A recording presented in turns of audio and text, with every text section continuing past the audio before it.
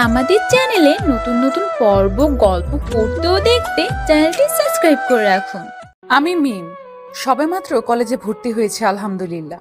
কিন্তু আমি চেয়েছিলাম ইসলামিক কোনো কলেজে ভর্তি হব, কিন্তু মায়ের ইচ্ছে আমায় ইঞ্জিনিয়ার বানাবে ইনশাআল্লাহ।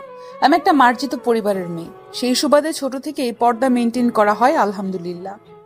আজও কলেজে কালো বোরকা ও নিকাবে নিজেকে আবৃত করে এসেছি। আজকে আমার কলেজের প্রথম দিন।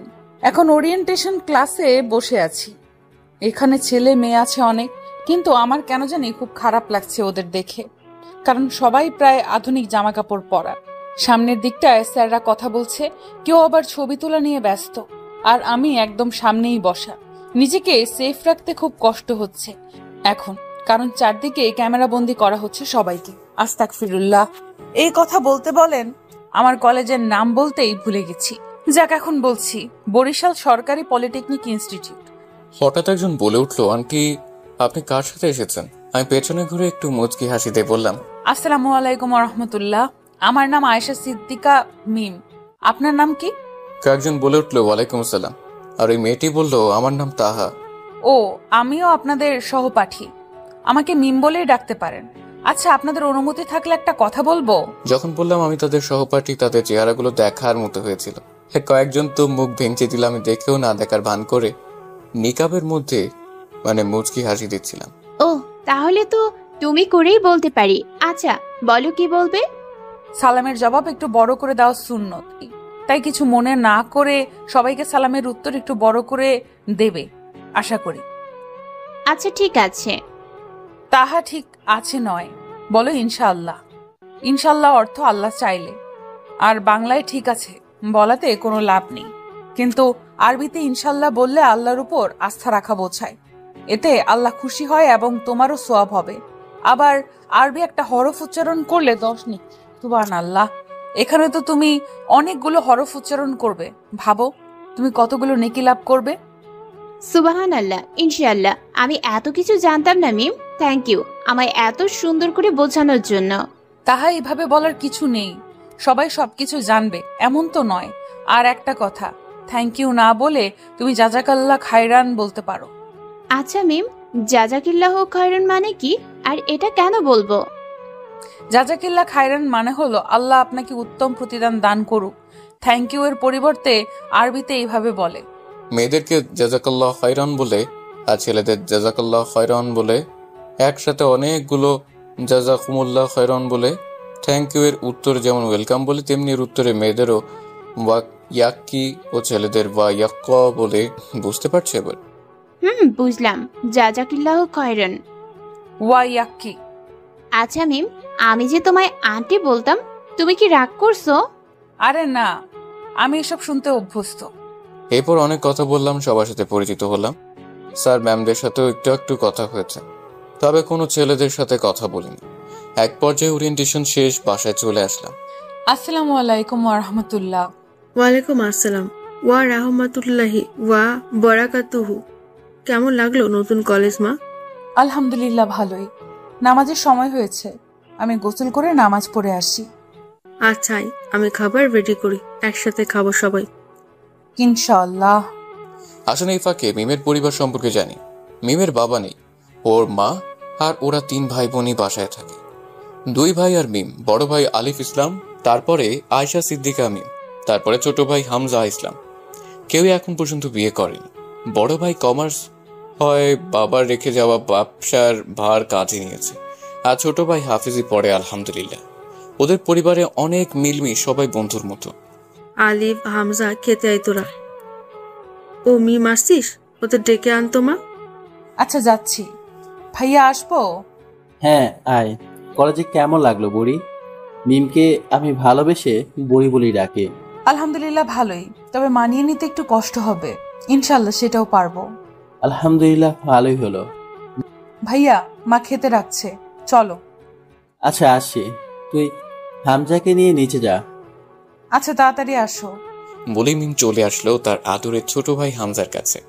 ও আরেকটা কথা, ওদের বাসা পুলিশ লাইন, দোতলা একটা বাসা সাদা রঙের, কিন্তু ছোট্ট, তারপরেও খুবই সুন্দর। মিমের মা ফাতেমা ইয়াসমিন খুবই শৌখিন মানুষ, তাই বাসায় যেন কোনো কিছুর কমতি রাখেননি উনি। বাসার ছাদে ছোটখাটো একটা বাগান করেছেন, বাড়ির সামনে একটা প্লট কিনে সেখানে একটা এতিমখানা তৈরি করেছেন নিজ উদ্যোগে। রাসূল সাল্লাল্লাহু আলাইহি ওয়াসাল্লাম বলেছেন, তোমরা এতিমদেরকে তাড়িয়ে দিও না, তাদের ভালোবাসো, কারণ আমিও এতিম ছিলাম। তারই একপাশে রয়েছে নানা রকম ফল গাছের বাগান। বাগানটা সম্পূর্ণরূপে এতিমখানার নামে করে দিয়েছেন ফাতেমা ইয়াসমিন। তিনি ব্যবসার ভার ছেলে আলিফকে দিয়ে এখন এতিমখানায় বেশি সময় দিচ্ছে। মিমো বাচ্চাদের পড়ায় দিনের একটা নির্দিষ্ট সময়, তবে মন খারাপ থাকলেও বাচ্চাদের সাথে আড্ডা দেয়। হামজা, এই হামজা, চল, মা খেতে ডাকছে। মিমাপু, তুমি আসছো? আচ্ছা চলো। এরপর সবাই খাবার খেয়ে যে যার রুমে চলে গেল। ওরা সবাই উপরে থাকে, নিচতলায় থাকে ওদের বাড়িতে দুজন কাজের লোক আছে তারা, আর বসার রুম, খাবার রুম, গেস্ট রুম, রান্নার রুম এগুলো রয়েছে। কিরে, কিছু লাগবে? ওভাবে দাঁড়িয়ে আছিস কেন? ভেতরে আয়। বিছানায় বসে হামজাকে উদ্দেশ্য করে বলল। আসলে মিমাপু, একটা কথা বলার ছিল তোমায়। হ্যাঁ বল। এত ঘাবড়াচ্ছিস কেন? কিছু হয়েছে? কালকে আমার এক বন্ধুর জন্মদিন, আমায় দাওয়াত দিয়েছে, বলেছে যেতেই হবে, কিন্তু মা তো কখনোই রাজি হবে না, তাই তোমায় বললাম। তুমি একটু মাকে বুঝিয়ে বলো না মিমাপু। দাওয়াত করেছে ভালো কথা, কিন্তু তুমি কি জানো যে এসব অনুষ্ঠানে যাওয়া বা এসব অনুষ্ঠান করা মুসলমানদের জন্য নিষিদ্ধ? জন্মদিন, বিবাহবার্ষিকী, নববর্ষ ইত্যাদি অনুষ্ঠান করা বিধর্মীদের কাজ। হযরত মুহাম্মদ সাল্লাল্লাহু আলাইহি ওয়াসাল্লাম বলেন, যারা এসব অনুষ্ঠান করে এবং যারা এতে অংশগ্রহণ করে তারা ওই দিন, কিয়ামতের দিন, বিধর্মীদের সাথেই থাকবে। আস্তাগফিরুল্লাহ। এখন তুই কি চাও, বিধর্মীদের দলে যোগদান করতে? আস্তাগফিরুল্লাহ, না মিমাপু, আমি কোনো মতেই যাব না। আমি বরং আমার বন্ধুকে এই বিষয়ে সাবধান করি। হ্যাঁ, তাই কর, এতে সকলের ভালো হবে ইনশাআল্লাহ। জাযাকাল্লাহু খায়রুন মিমাপু, এত সুন্দরভাবে বোঝানোর জন্য। ওয়াইক, এটা আমার দায়িত্ব ছিল বোকা। এবার যা, গিয়ে একটু বিশ্রাম কর। আচ্ছা আপু, তুমিও রেস্ট নাও, রাতে কিন্তু নবীদের গল্প বলবা। ইনশাআল্লাহ বলে ঘুমের দোয়া পড়ে নিল। আল্লাহুম্মা বিসমিকা আমুতু ওয়াহিয়া। অর্থ, হে আল্লাহ, আমি আপনারই নামে মৃত্যুবরণ করব, আপনার নামের সাথেই জীবিত থাকব বলেই ডান কাঁধে ডান হাত মাথার নিচে দিয়ে ঘুমানোর চেষ্টা করছে। অন্যদিকে জানো মা, আজকে কলেজের একটা মেয়ে দেখলাম, একদম দাদি টাইপের, কালো বোরখা, হাতে পায়ে মোজা, নিকাব, সবকিছু। আমি তো আন্টি ডেকে বসেছিলাম। মেয়েটা একদম ব্যাকডেটেড, কিরকম খ্যাত মার্কা, তবে খুব সুন্দর করে কথা বলে। খ্যাত মার্কা হলেও আমার ভালোই লাগছে। মা তাহা, ওই মেয়েটাই হলো খাঁটি সোনা। ও খ্যাত নয়, ওই আসল মানুষ। ও ব্যাকডেটেড নয়, ওর মধ্যে রয়েছে আল্লাহর ভয়। আর রইল ওর আপাদমস্তক ঢাকার কথা, সেটা ও নিজেকে দুনিয়ার পিছাস ও নরকদের থেকে নিজেকে বাঁচাতে পারে। আর মা, পর্দা করা ফরজ। আল্লাহ তাআলা নারীদের জন্য পর্দাকে ফরজ করে ঘোষণা দিয়েছেন। আচ্ছা, আল্লাহ, তুমি আমার মেয়েটাকে একটি ঈমান দাও, ওরে তোমার পক্ষ থেকে হেদায়েত দাও, ওর জন্য এমন কাউকে পাঠাও যে ওকে মনের মানুষের মতো মানুষ হতে সাহায্য করবে। মা, এসব কি? কি হয়েছে? এরকম চেল্লাচ্ছিস কেন? আমার 3/4 প্যান্টগুলো কই? আমি ওগুলো ফেলে দিয়েছি। অপ্রয়োজনীয় জিনিস বাসায় রাখার প্রয়োজন বোধ করিনি। মা, তুমি এভাবে আর কতদিন করবে? জাস্ট ভাল লাগে না আমার। তাবাসসুম হাসলেন। আর মনে মনে বললেন, যতদিন তুই ভালো না হবি, যতদিনে তোকে আমি আমার মনের মতো না দেখব, ইনশাআল্লাহ ততদিন। উফ মা, যাও এখান থেকে।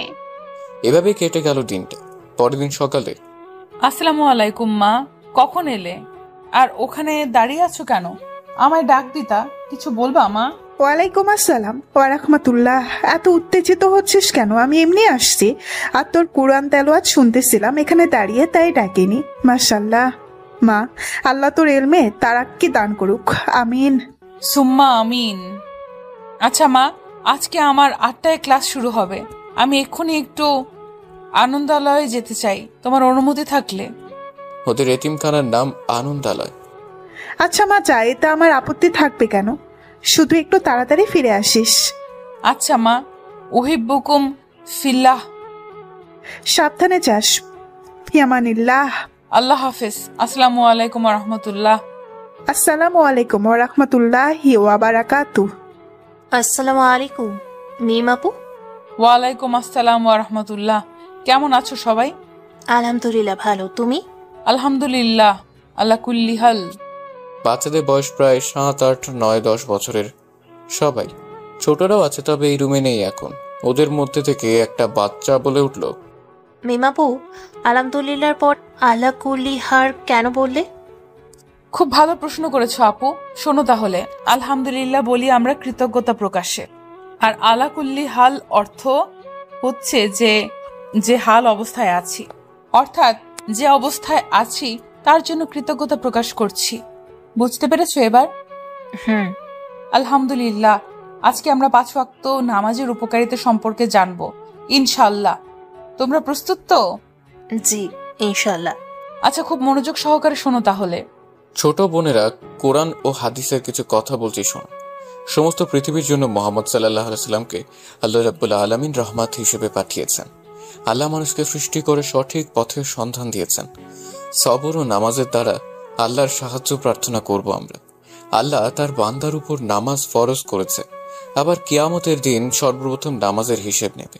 2, যে ব্যক্তি ওয়াক্ত ও সময়ের প্রতি লক্ষ্য রেখে একাগ্র চিত্তে নামাজ পড়ে সেই মুমিন। সুবহানাল্লাহ। 3, সঠিক ওয়াক্তে নামাজ পড়া আল্লাহর নিকট সর্বাধিক প্রিয়। 4, মানুষ নামাজে দাঁড়ালে তার জন্য বেহেশতের দরজা খুলে যায়। নামাজরত অবস্থায় আল্লাহ ও তার বান্দার মধ্যে কোনো পর্দা থাকে না। 5, নামাজ দ্বীন ইসলামের খুঁটি। 6, নামাজ মুমিনের নূর স্বরূপ। 7, নামাজ শ্রেষ্ঠ জিহাদ। 8, যখন কোনো আসমানি বালা অবতীর্ণ হয় তখন নামাজকারীদের উপর হতে বিপদ সরে যায়। সুবহানাল্লাহ। 9, কোনো পাপের কারণে নামাজি জাহান্নামে প্রবেশ করলে তার সিজদার অঙ্গ প্রত্যঙ্গ দোজখের আগুন স্পর্শ করবে না। 10, আল্লাহ মানুষকে সিজদারত অবস্থায় দেখতে অধিক ভালোবাসেন। 11, নামাজ বেহেশতের চাবি।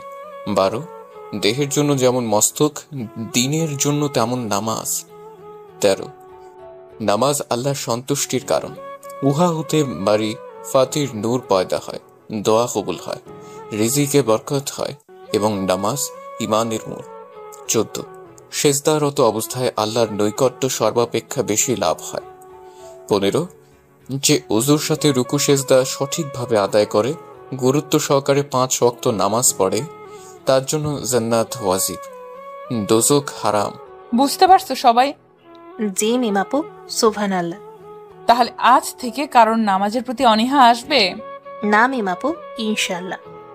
আচ্ছা, তাহলে এখন আমি উঠি, আবার পরে আসবো ইনশাল্লাহ। আমার আবার কলেজে যেতে হবে। আসসালামু আলাইকুম মিম আপু। ওয়ালাইকুম আসসালাম ওয়া রাহমাতুল্লাহ। বাসায় গিয়ে সকালের নাস্তা সেরে মাকে বিদায় জানিয়ে মিম বেরিয়ে পড়ল কলেজের উদ্দেশ্যে।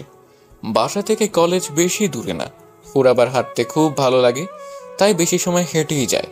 আজকেও হেঁটে যাচ্ছে। হঠাৎ দেখলো একজন মহিলা রাস্তায় অসুস্থ হয়ে পড়ছে। ও তৎক্ষণাৎ ওখানে গেল। তারপর, আন্টি, এই যে আন্টি শুনছেন না, ওনাকে হসপিটালে নিতে হবে। এই যে রিক্সা, অ্যাপোলোর সামনে যাবেন? জি আপা, চলেন। কোনো মতে সামলে তাকে হসপিটালে নিয়ে গেল। ডাক্তার ওর চেনা আছে একজন। দ্রুত তাকে নিয়ে এই ডাক্তারের কাছে পৌঁছলো। তারপর তাকে প্রাথমিকভাবে চিকিৎসা করা হলো। মিম, মা, তোমার এনে কি হয়? আঙ্কেল, উনি আমার পরিচিত কেউ নন। তারপর তাকে সব খুলে বলল রাস্তার ঘটনা। ওকে মাই ডিয়ার, বুঝতে পারলাম। এবার তো ওনাকে ভর্তি করাতে হবে। ওনার শরীরের অবস্থা বেশি ভালো না। কোনো সমস্যা নেই আঙ্কেল, আপনি ভর্তির ব্যবস্থা করুন, বাকিটা আল্লাহ ভরসা। আচ্ছা, তুমি ফর্মালিটি গুলো সেরে নাও, আমি ওনাকে কেবিনে পাঠানোর ব্যবস্থা করছি। জি। মিম এবার কি করবে ভেবে পাচ্ছে না, তাও মনোবল হারাচ্ছে না। আল্লাহর উপর ভরসা আছে ওর। শুধু বারবার মনে করছে আল্লাহ যা করেন নিশ্চয়ই ভালোর জন্য করেন। এইসব ভাবতে ভাবতে ওর মাকে কল দিল। আসসালামু আলাইকুম। ওয়ালাইকুম আসসালাম ওয়া রাহমাতুল্লাহ। কিরে মা, এই সময় কল দিলে কিছু হয়েছে? না, তেমন কিছু না। তারপরে মাকে সব বলল। মা, তুমি কি এখানে আসতে পারো এখন একটু? হ্যাঁ মা, আমি ইনশাল্লাহ এক্ষুনি বের হব, তুই একটু সময় বস। ফি আমানিল্লাহ। এরপর মিম সবকিছু ঠিকঠাক করে ওনার পাশে বসে আছে আর ভাবছে ওনার পরিবারের মানুষজন নিশ্চয়ই চিন্তা করছে কি করা যায়। আর ওনারও তো জ্ঞান ফিরছে না। এর মধ্যে মিম ওযু করে 2 রাকাত নফল নামাজও পড়ে নিয়েছে। এখন শুধু পড়ছে, অসুস্থ ব্যক্তিকে দেখতে গেলে এই দোয়া পড়বে, লা বাআসাতুহু ইনশাআল্লাহ আসআলুল হাল আজিম রব্বাল আশরিল আজিম আই আশফিকা। বিচলিত হওয়ার কোনো কারণ নেই, আপনি সুস্থ হয়ে যাবেন ইনশাআল্লাহ। এই রোগ বাহ্যিক ও অভ্যন্তরীণ অপবিত্রতা হতে পবিত্রতা সাধনকারী, এগুলো বলে এই দোয়া 7 বার পড়বে। অর্থ, আমি আরশে আজিমের মালিক মহান আল্লাহর কাছে আপনার অসুস্থতার জন্য দোয়া করছি। মিমের মা কল দিল। হঠাৎই মিমের মনোযোগ ভ্রষ্ট হলো। ফোনের দিকে তাকিয়ে দেখলো ওর মা। আসসালামু আলাইকুম মা, কই তুমি আসছো? ওয়ালাইকুম আসসালাম ওরহমতুল্লাহ। হ্যাঁ, আমি দুতলায় আছি, ডাক্তারের সাথে কথা বললাম। তা তুই একটু নিচে আয়। আচ্ছা। বলেই রুমের চাবি নিয়ে ওই আন্টির দিকে একবার তাকিয়ে রুম থেকে বের হলো। মিম আসছোস? আয় এইদিকে। হ্যাঁ মা বলো। আচ্ছা, এখন তো মাত্র 9:45 বাজে, তুই কি কলেজে যাবি? মা, প্রথম পিরিয়ড শেষ হবে 10:15-তে। কলেজ তো যেতেই পারি, কিন্তু কিন্তু করতে হবে না। চল তোর আন্টির কাছে, আমিই থাকবো, তার কাছে কোনো সমস্যা হবে না। আর ভর্তির অ্যাডভান্স টাকা আমি দিয়ে দিয়েছি। কথা বলতে বলতে ওরা কেবিনে চলে গেল। আচ্ছা মা, তাহলে আমি কলেজে যাই, তুমি ওনার খেয়াল রেখো। আচ্ছা, কিন্তু উনি জ্ঞান ফিরলে তো কিছু খেতে পারবে। আমি তো কোনো খাবার আনিনি, তুই একটু নিচ থেকে কিছু কিনে নিয়ে যাস মা। এই নে টাকা। আচ্ছা তুমি বসো, আমি আসছি। ফিয়ামানিল্লাহ। এরপর মিম কিছু খাবার, পানীয়, প্রয়োজনীয় ওষুধ কিনে এনে দিল।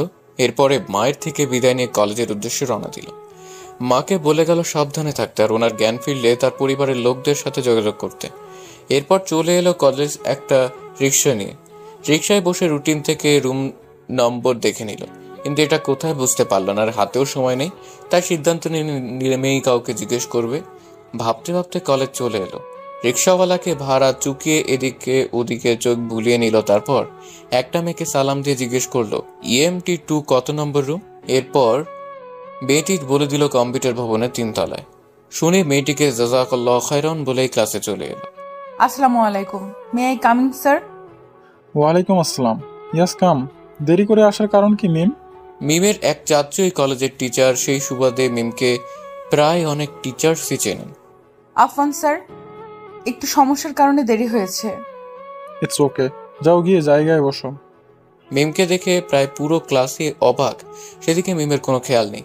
ও দেখলো সামনে বসলে ছেলেদের সাথে বসতে হবে, তাই মেয়েদের দেখে একদম পিছনে গিয়ে বসলো। এতে সবাই আরো অবাক, কারণ সামনে অনেক সিট খালি থাকতে পেছনে গেল কেন? এর মধ্যে স্যার বলে উঠলো, হ্যাঁ তো কোথায় ছিলাম আমরা? ও, পরিচয় পর্বে। তোর ডান দিক থেকে শুরু করো। নাম, ঠিকানা, SSC পয়েন্ট ও গ্রুপের নাম। তারপর একজন একজন করে বলতে শুরু করলো। বাসা পটুয়াখালী, হোস্টেলে উঠেছি, পয়েন্ট 445 সায়েন্স গ্রুপ। বাসা কাশিমপুর, পয়েন্ট 4.28 মানবিক। বাসা সাগরদি, পয়েন্ট 4.66 সায়েন্স গ্রুপ। বাসা পটুয়াখালী, পয়েন্ট 4.78 মানবিক। বাসা বাউফল, পয়েন্ট 4.75 সায়েন্স গ্রুপ। এভাবে সবাই বলতে বলতে এবার মিমের পালা। সবাই ওর দিকে আগ্রহ নিয়ে তাকিয়ে আছে, সেদিকে ভ্রুক্ষেপ না করে বলল, আসসালামু আলাইকুম রহমতুল্লাহ, আমি আয়েশা সিদ্দিকা মিম, ডাকনাম মিম। আমার বাসা আলেককান্দা পুলিশ লাইন। আমি সায়েন্স গ্রুপে ছিলাম, আলহামদুলিল্লাহ, পয়েন্ট GPA 5। ওয়ালাইকুম আসসালাম। গ্রেট, তোমার মতো স্টুডেন্ট খুবই বিরল এই ডিপার্টমেন্টে। জি শুক্রিয়া। তারপর স্যার পড়াশোনায় মনোযোগ দিলেন। অন্যদিকে ফাতেমা ইয়াসমিন তো অবাক, কারণ অসুস্থ মানুষটি তার ছোটবেলার খেলার সাথে খাদিজা ইয়াসমিন। তিনি তার সুস্থতার জন্য দোয়া করতেছে আল্লাহর দরবারে। এরই মধ্যে খাদিজা ইয়াসমিনের জ্ঞান ফিরল। আসসালামু আলাইকুম, এখন কেমন লাগছে বোন? খাদিজা ইয়া। ওয়ালাইকুম আসসালাম ওয়া রাহমাতুল্লাহ। আলহামদুলিল্লাহ। আমি এখানে কিভাবে? কে আনলো আমায়? আপনি কি? নিকাবটা খুলে বললেন, আমি ফাতেমা ইয়াসমিন, তোর ছোটবেলার বান্ধবী। আর তোকে এখানে এনেছে আমার মেয়ে। ফাতেমা বোন তুই? হ্যাঁ রে, আমি। আমার কল্পনারও অতীত যে তোর সাথে এভাবে দেখা হবে। আলহামদুলিল্লাহ সুম্মা আলহামদুলিল্লাহ। আলহামদুলিল্লাহ। তো তুই কেমন আছিস বল? আলহামদুলিল্লাহ, আল্লাহ আমার ভালোই রাখছেন। তো বল, তোর এই অবস্থা কিভাবে হলো? খাদিজা ইয়াসমিনের জ্ঞান ফেরার পরই তার থেকে তার ছেলের নম্বর নিয়ে ফোন করে জানিয়েছে ফাতেমা ইয়াসমিন তার মায়ের হাসপাতালে থাকার কথা। আর বলিস না, ডায়াবেটিসের রুগী। আমি হাঁটতে আসছিলাম, হঠাৎ করেই মাথা ঘুরে পড়ে যাই। কয়দিন ধরে শরীরটা খুব খারাপ। ও তা এতদিন কোথায় ছিলি? কোনো খোঁজ নাই? এতদিন ঢাকায় ছিলাম, ছেলের পড়ার জন্য দেশে আসলাম। তোর দুলাভাইও দেশে আসতে চায়, তাই চলেই আসলাম। তা ভালোই করেছিস। তো ছেলে কোথায় পড়াশোনা করে? এই তো বরিশালের রকারি পলিটেকনিক ইনস্টিটিউটে। তো তোর কথা বল, তুই কোথায় থাকো? ছেলে মেয়ে কয়জন?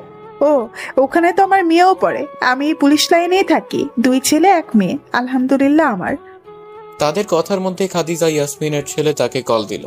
তার থেকে জানতে চাইলো কোন কেবিনে আছে তিনি। ফাতেমা ইয়াসমিনের থেকে জেনে ছেলেকে বলল। তারপর তার ছেলে কেবিনে এলো। ও খাদিজা ইয়াসমিনের ছেলের নাম তামিম। আসসালামু আলাইকুম, ভেতরে আসতে পারি? ওয়ালাইকুম আসসালাম ওয়া রাহমাতুল্লাহ। একটু দাঁড়া বাবা। বাবা তামিম, আসো এখন ভেতরে। কি অবস্থা মা এখন তোমার? এই তো আলহামদুলিল্লাহ, এখন ভালোই আছি। আলা কুল্লি হাল। আলহামদুলিল্লাহ। আচ্ছা মা, আমি একটু ডাক্তারের সাথে কথা বলে আসি।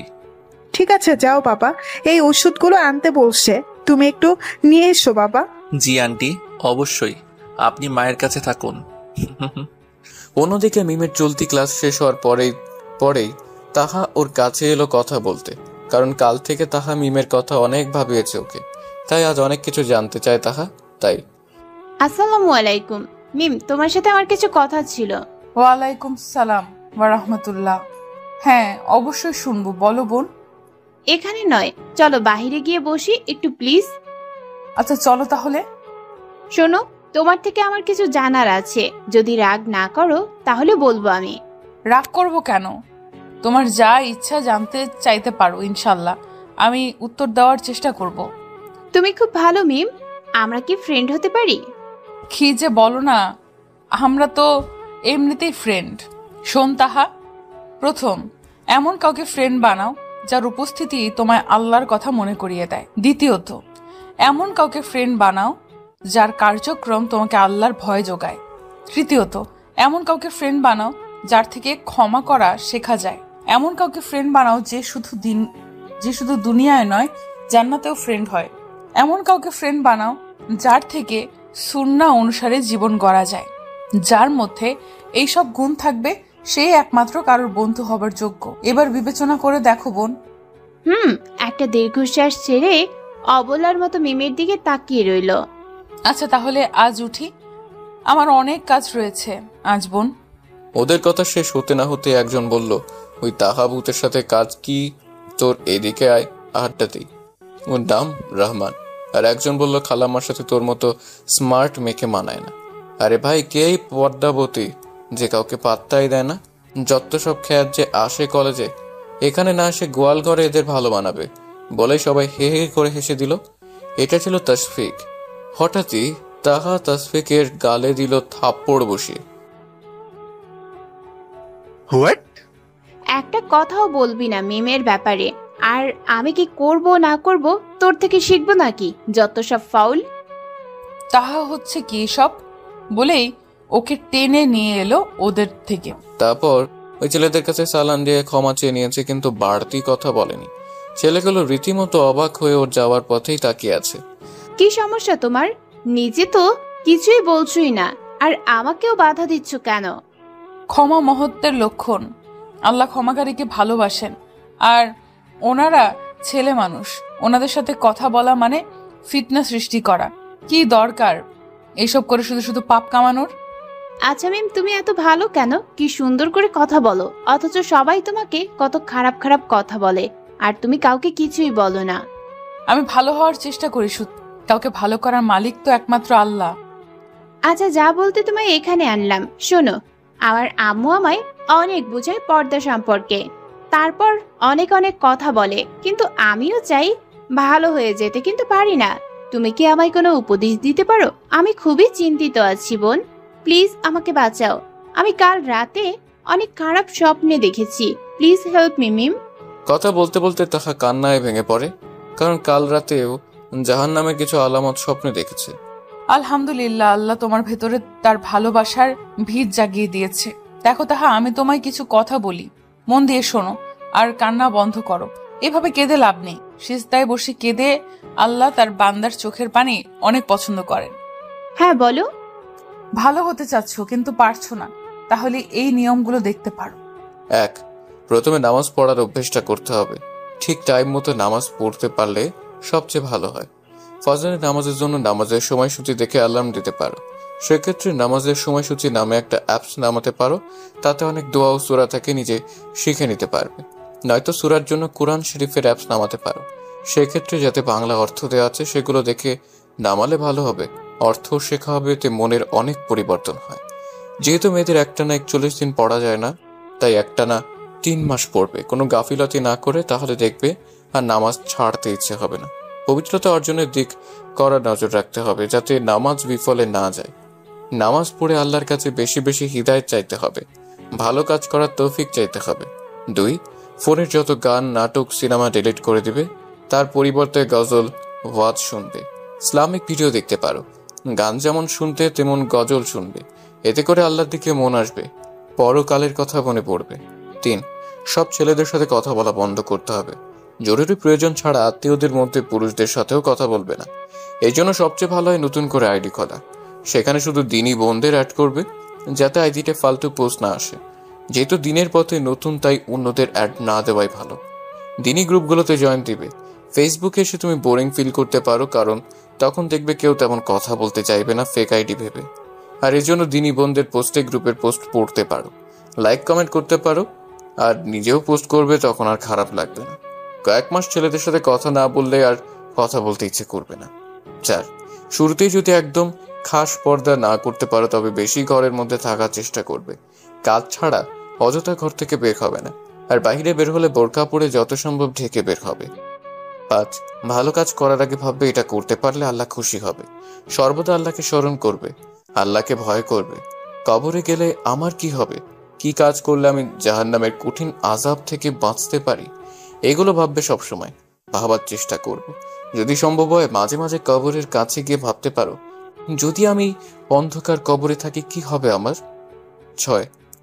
রাতে ঘুমানোর সময় দোয়া পড়ে ঘুমাবে।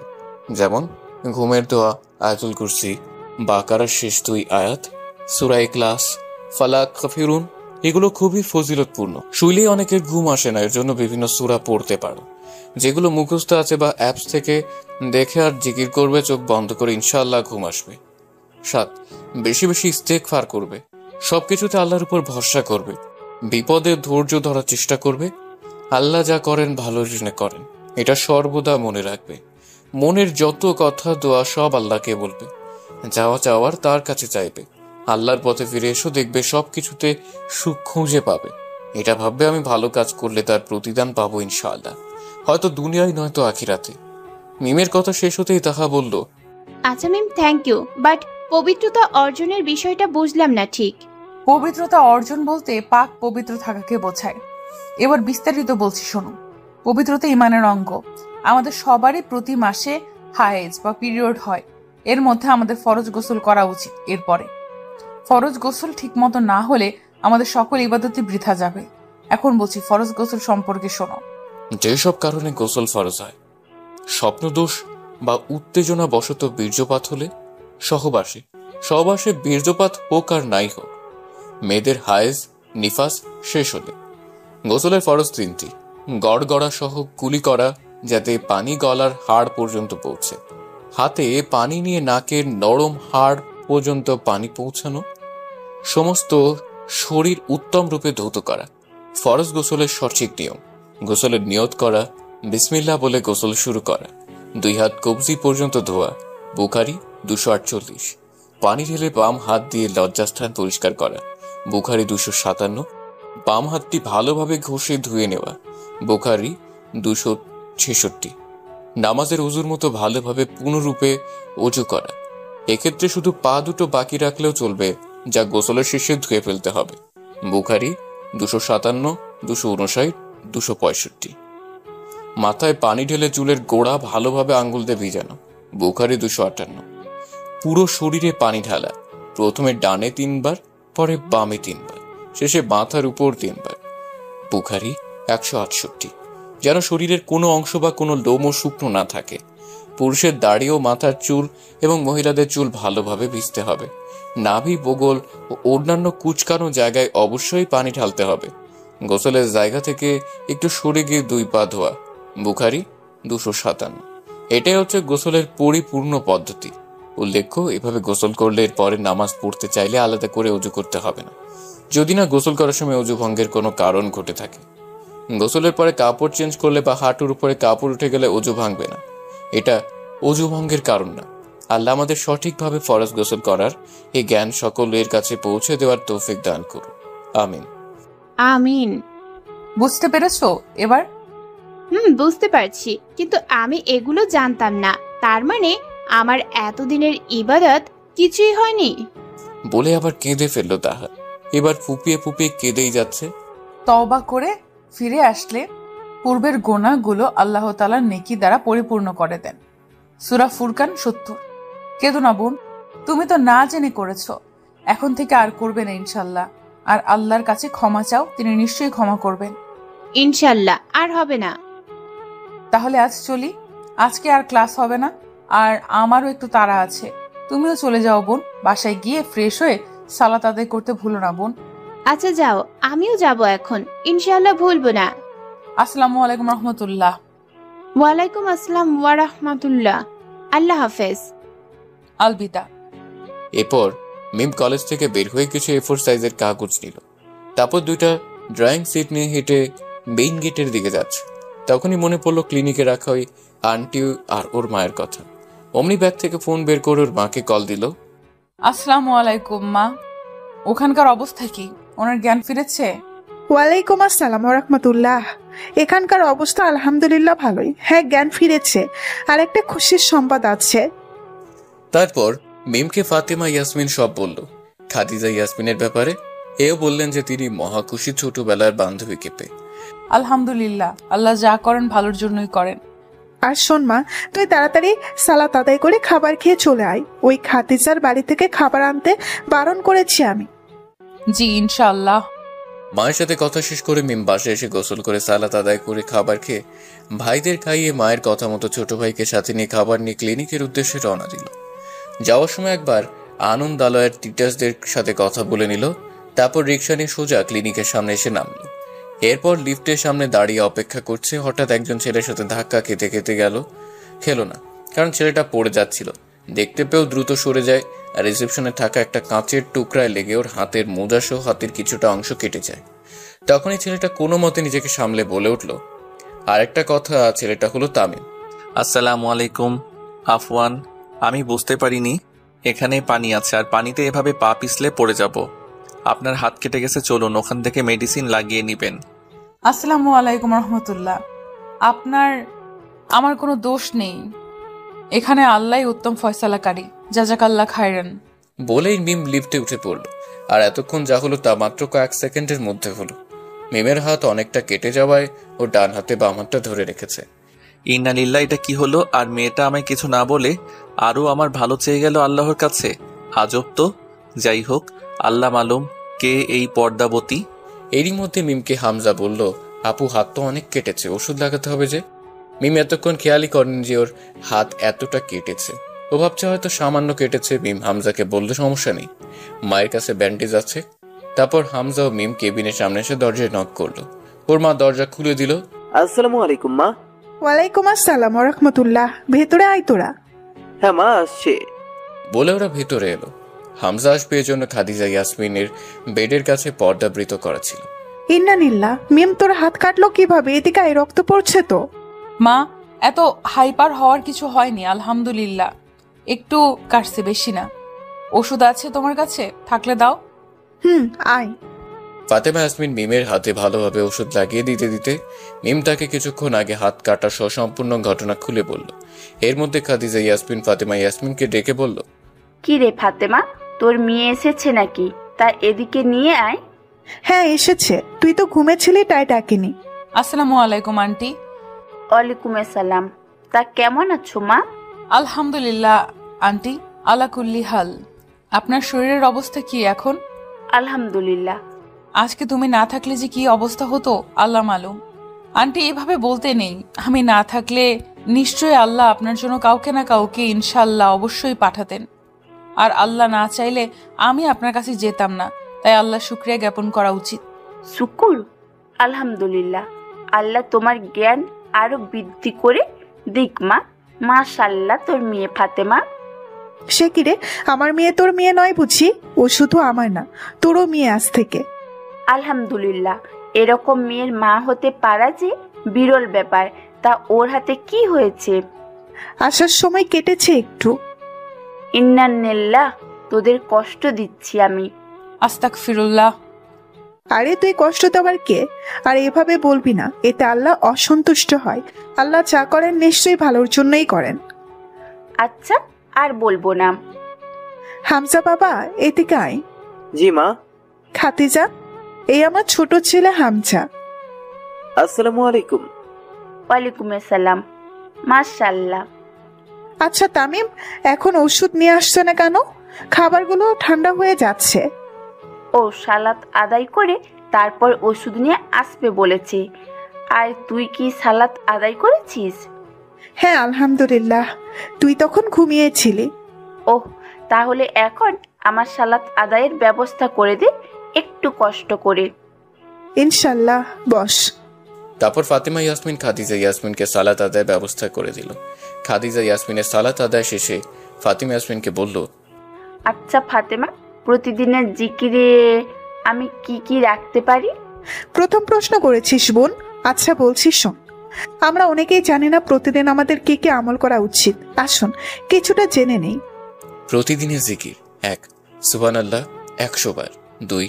আলহামদুলিল্লাহ 100 বার, 3. আল্লাহু আকবার 100 বার, 4. লা ইলাহা ইল্লাল্লাহ 100 বার, 5. আস্তাগফিরুল্লাহ ওয়া আতুবু ইলাইহি 100 বার, 6.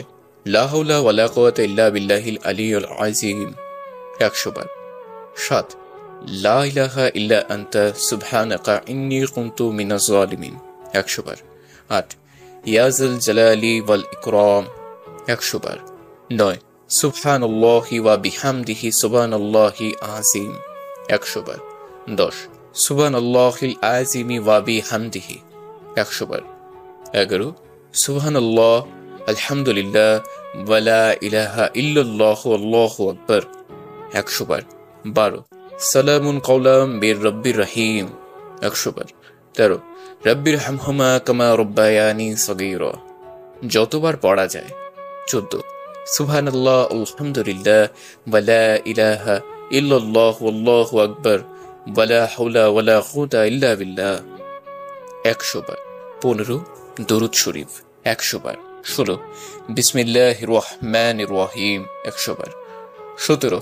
ইয়া হাইয়ু ইয়া কাইয়ুম যতবার পড়া যায়, 18. হাসবুনাল্লাহু নিয়ামুল ওয়াকিল বাদ জোহর 11 বার। ইনশাআল্লাহ আমি আজ থেকে প্রতিদিনই এগুলো আমার রুটিনে রাখবো। আন্টি, আপনি চাইলে আমি আপনাকে সকাল সন্ধ্যার কিছু আমল বলতে পারি। আচ্ছা তাহলে শুনুন। সকাল সন্ধ্যার আমল: 1. সূরা ইখলাস, সূরা ফালাক, সূরা নাস 3 বার, 2.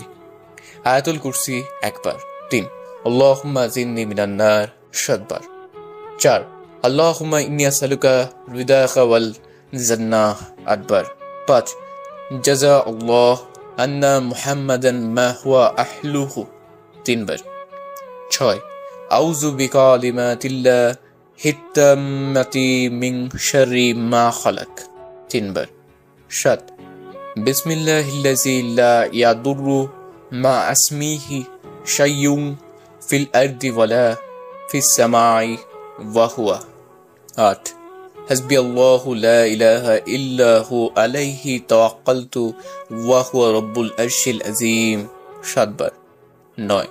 লা ইলাহা ইল্লাল্লাহু ওয়াহদাহু লা শারীকা লাহ লাহুল মুলক ওয়া লাহুল হামদ ওয়া হুয়া আলা কুল্লি শাইইন কাদির সকালে 100 বার। 100 বার না পারলে অন্তত ফজর ও মাগরিবের পর 10 বার করে পড়া। 10. রাদিতু বিল্লাহি রাব্বা ওয়া বিল ইসলামি দিনা ওয়া বি মুহাম্মাদিন সাল্লাল্লাহু আলাইহি ওয়াসাল্লাম নাবিয়্যা ওয়া রাসূলা 3 বার। 11. আল্লাহুম্মা ইন্নী আসবাহতু আশহাদুকা আশহাদু জুমলাতা আশিকা ওয়া মালাইকাতি ওয়া জামিয়া খালকিকা ইন্নাকা আনতাল্লাহুল্লাযী লা ইলাহা ইল্লা আনতা ওয়া আন্না মুহাম্মাদান আবদুকা ওয়া রাসূলুক 4 বার। মাগরিবের পর উপরোক্ত দোয়ায় আল্লাহুম্মা ইন্নী আসবাহতু এর স্থলে আল্লাহুম্মা ইন্নী আমসাইতু অর্থাৎ সকাল করছি এর বদলে সন্ধ্যা করছি বলবে। 12 সাইয়্যিদুল ইস্তিগফার আল্লাহুম্মা আনতা রাব্বি লা ইলাহা ইল্লা আনতা খালাকতানি ওয়া আনা আবদুকা ওয়া আনা আলা আহিদকা ওয়া ওয়াদিকা মাসতুহাতাতু আউযু বিকা মিন শাররি মা সানাতু আবুউ লাকা বিনিমাতিকা আলাইয়া ওয়া আবুউ লাকা বিযামবি ফাগফিরলি ফাইন্না লা ইয়াগফিরুন যুনুবা ইল্লা আনতা। একবার। 13 দুরূদ শরীফ আল্লাহুম্মা সাল্লি আলা মুহাম্মাদ ওয়া আলা আলি মুহাম্মাদিন কামা সাল্লাইতা আলা ইব্রাহিম ওয়া আলা আলি ইব্রাহিম ইন্নাকা হামিদুম মাজিদ। আল্লাহুম্মা বারিক আলা মুহাম্মাদ ওয়া আলা আলি মুহাম্মাদিন কামা বারাকতা আলা ইব্রাহিম ওয়া আলা আলি ইব্রাহিম ইন্নাকা হামিদুম মাজিদ 10 বার। 14 সূরা হাশরের শেষ 3 আয়াত আউযু বিল্লাহিস সামিউল আলিম মিনাশ শাইতানির রাজিম 3 বার। বিসমিল্লাহির রহমানির রহিম ওয়াল্লাহুল্লাযী লা ইলাহা ইল্লাহু ওয়া আলিমুল গায়বি ওয়াশ শাহাদাতি হুয়ার রহমানুর রহিম ওয়াল্লাহুল্লাযী লা ইলাহা ইল্লাহু والملك القدوس السلام المؤمن المهيمن العزيز الجبار المتكبر سبحان الله عما يشركون هو الله الخالق البارئ المصور له الأسماء الحسنى يسبح له ما في السماوات والأرض وهو العزيز الحكيم أكبر 15 সূরা ইউনূস 81 ও 82 নং আয়াত 3 বার। 16 সূরা ওয়াকিয়া মাগরিবের পর আল্লাহ তুমি আমাদের সকলকে সকল আমল করার তৌফিক দিও। আল্লাহুম্মা আমিন। মাশাআল্লাহ, খুব সুন্দর কথা বলেছো মা। জাযাকাল্লাহ খাইরান। তাদের কথা বলার মধ্যে তামিম এসে গেছে, তাই মিম তাদের কাছ থেকে গিয়ে ব্যালকনিতে হামজার কাছে বসেছে, কারণ যাতে তামিমের সামনে না পড়তে হয়। মিম মোবাইল বের করলে একটু ফেসবুকে ঢোকার উদ্দেশ্যে। হঠাৎ হামজা বলল, আচ্ছা মিম আপু, আমার মাদ্রাসার একটা ভাইয়া বলেছিলেন ভালো থাকিস কথাটা বলতে হয় না, কিন্তু কেন আপু? খুব ভালো প্রশ্ন করেছো হামজা। আমরা সচরাচর এসব বলি, কিন্তু ভাবি না আসলে এগুলো বলা ঠিক কিনা। আসো তোমায় বলছি। ভালো থাকিস কথাটা বলা শিরক। আমরা অনেকেই বিদায় বেলায় বলে থাকি ভালো থাকবেন। আসলে কথাটা বলা কতটুকু যুক্তিযুক্ত? আমাদের কি ভালো থাকার বা রাখার কোনো ক্ষমতা আছে? আমরা কি আল্লাহ? নাউজুবিল্লাহ। যদি তাই হতো তাহলে কি কেউ খারাপ থাকতো? কেউ অসুস্থ হতো? কেউ ইচ্ছে করে বিপদে পড়তো? আমাদের তো একজনই ভালো রাখতে পারেন, তিনি হলেন একমাত্র মহান আল্লাহ তাআলা। তিনি যদি আমাদের ভালো রাখেন তাহলেই আমরা ভালো থাকতে পারবো, আর না রাখলে আমাদের কোনো ক্ষমতা আছে কি ভালো থাকার? অবশ্যই না। তাই আমাদের বলা উচিত, আল্লাহ আপনাকে বা তোমাকে বা তোকে ভালো রাখুক। অন্তত এতটুকু বলতে পারি, আল্লাহ আপনাকে ভালো রাখুক। তাহলে মহান আল্লাহ তাআলা খুশি হয়ে যাবেন, কারণ এ কথার মধ্যে তার উপর আপনাকে সমর্পণ করা হয়েছে। আর এর বিপরীতে যদি বলি ভালো থাকিস, তাহলে কথাটা শিরকের পর্যায়ে চলে যায়। আর এভাবেই আমাদের অজান্তে আমরা কবিরা গুনাহ করে ফেলি। আমরা সাধারণভাবে কথার ভিতর শিরক করে থাকি। আল্লাহ তাআলা আমাদের সবাইকে বোঝার তৌফিক দান করুন এবং আমাদের ক্ষমা করুন। আমিন। বুঝতে পারছো এবার? হ্যাঁ বুঝেছি। এতদিন না জেনে কতই ভুল করেছি আপু, আস্তাগফিরুল্লাহ। মনোতপ্ত হয়ে ফিরে আসলে আল্লাহ খালি হাতে ফেরায় না, নিশ্চয়ই তিনি ক্ষমাশীল ও দয়ালু। ওদের কথার মধ্যে হঠাৎ ফাতেমা ইয়াসমিন এলেন ওদের কাছে, এসে বললেন, আচ্ছা মিম, তুই একটু তোর ডাক্তার আঙ্কেলকে গিয়ে বল যে আমরা বাসায় যেতে চাচ্ছি। খাদিজাকে নিয়ে আসলে আমাদের এখানে থাকাটা তো সম্ভব না। আর তোর আঙ্কেল সকালে বলেছে সন্ধ্যার দিকে নিয়ে যেতে পারবো। তোর খাদিজা আন্টির ছেলে তো ডাক্তারকে চিনে না, আবার ওর কথা তিনি শুনবেনও না। বরং তুই হামজাকে নিয়ে যা মা। আচ্ছা মা, যাচ্ছি, তবে তুমি এদিকটা ঠিকঠাক করে রেখো। মিমো হামজা চলে এলো ডাক্তারের চেম্বারে, কিন্তু তিনি সেখানে নেই, চা খেতে গেছে। তার এক আত্মীয় এসেছে তাকে নিয়ে, তাই মিমো হামজা তার চেম্বারে ডাক্তারের অপেক্ষায় বসলো। হঠাৎ একজন নার্স অন্যজনকে জিজ্ঞেস করলো, আচ্ছা, আপনি আশুরার রোজা সম্পর্কে কিছু বলতে পারেন? কয়টা রাখতে হয় আর কেন? কিছু মনে না করলে আমি আপনার প্রশ্নের উত্তর দিতে পারি। কিছু মনে করব কেন মা, তুমি বলো। আচ্ছা শুনুন, বলছি 10 মুহররম আশুরা, এই দিন রোজা রাখার কথা বলেছেন স্বয়ং বিশ্বনবী। বর্ণনা করেছেন এই দিনের রোজার বিশেষ ফজিলত। তিনি বলেছেন রমজানের রোজার পর সবচেয়ে ফজিলতপূর্ণ রোজা হচ্ছে আশুরার রোজা। তোমরা এই দিনে রোজা রাখো। হাদিসের ঘোষণায় আশুরার রোজা যেহেতু ফজিলতপূর্ণ, তাহলে আশুরায় কয়টি রোজা রাখবেন? হ্যাঁ, আশুরার রোজা মূলত 10 মুহররমের রোজা।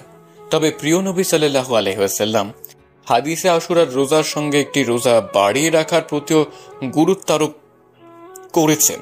হাদিসের বর্ণনায় বিষয়টি সুস্পষ্ট হয়ে যায়। রাসূলুল্লাহ সাল্লাল্লাহু আলাইহি ওয়াসাল্লাম বলেছেন, তোমরা আশুরার দিনে রোজা রাখো আর তাতে ইহুদীদের বিরোধিতা করো।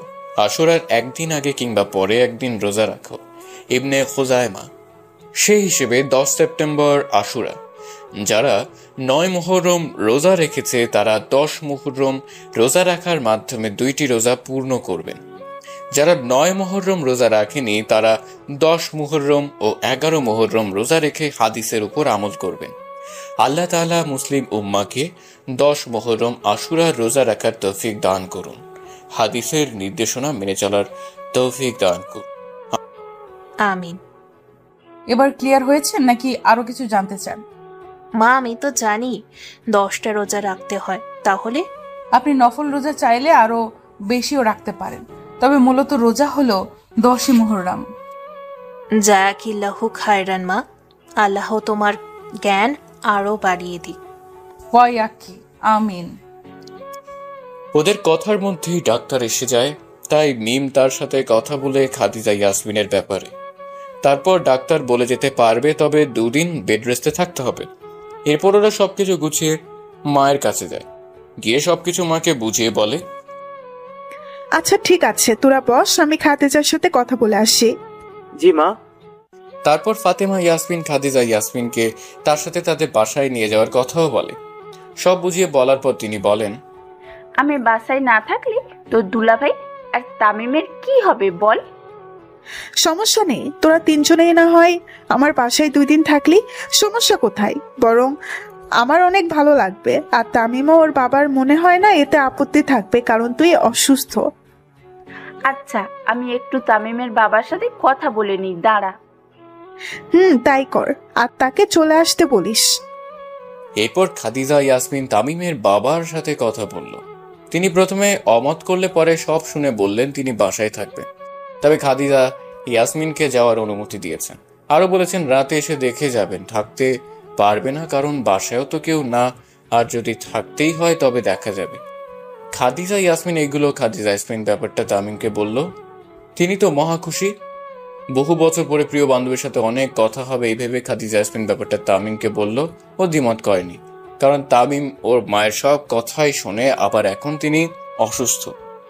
যাক, আলহামদুলিল্লাহ। এবার তাহলে রিলিজ করিয়ে আসি। তুই বস, তামিম যাক। বাবা তুই যা একটু, আর আমার ব্যাগ থেকে কার্ড নিয়ে আয়, ওখান থেকে টাকা তুলে নিস, আর প্রয়োজনীয় ওষুধও আনিস। আচ্ছা মা। বলেই ব্যাগ থেকে কার্ড নিয়ে চলে গেল তামিম।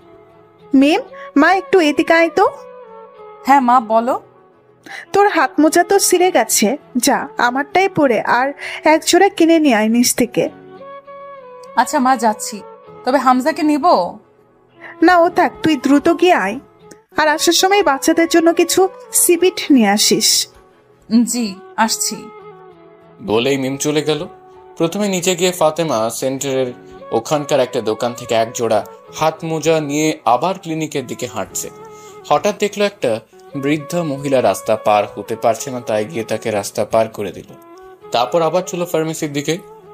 অন্যদিকে তামিম রিসেপশনের কাজ শেষ করে ওষুধ কেনার জন্য এলো, কিন্তু এখানে ক্লিনিকের ফার্মেসিতে সব ওষুধ পেল না, তাই বাধ্য হয়ে রাস্তায় দিকে যাচ্ছে। আবারও দেখা হয়ে গেল মিমের সাথে, তবে মিম খেয়াল করেনি তামিম দেখেছে, তাই মিমের পেছনে পেছনে তামিমও ওই ফার্মেসিতেই ঢুকলো, তবে আড়ালে দাঁড়িয়ে আছে, মিমের সামনে যাচ্ছে না। এদিকে মিম ওই দোকানে সিভিট না পেয়ে অন্য দোকানে যাচ্ছে। অন্য কেউ একজন ওকে ডাক দিল, যে ডাকছে সে হচ্ছে তাহা। আসসালামু আলাইকুম মিম, তুমি এখানে? ওয়ালাইকুম সালাম রাহমাতুল্লাহ। হ্যাঁ, একটু কাজে এসেছি। তুমি? ও, আমার বাসা এইখানেই, আর এই ক্লিনিকে আমার মামা আছে, তার কাছে যাচ্ছি। যাক, তোমার সাথে দেখা হয়ে ভালোই হয়েছে। ও, যাও তাহলে। কিছু বলবে? আমার একটু তাড়া আছে।